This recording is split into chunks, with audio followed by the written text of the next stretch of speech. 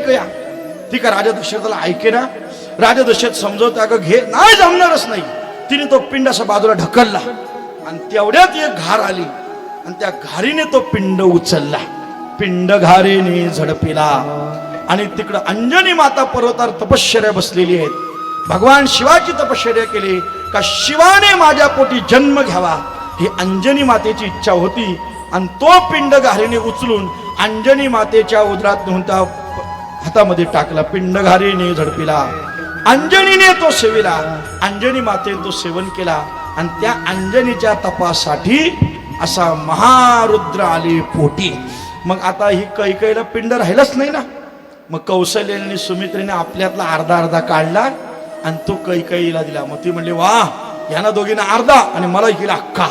समाधान वाटलं कैकेयीला. मग अशा पोटी सर्वांनाच गर्भ राहिले. मग प्रभू रामचंद्र चैत्र शुद्ध नवमीच्या दिवशी कौशल्येचा रामबाई, कौशल्येचा राम लक्ष्मण अवताराला आले. कौशल्येच्या पोटी राम, सुमित्रेच्या पोटी लक्ष्मण आणि कैकेयीच्या पोटी भरत आणि शत्रुघ्न.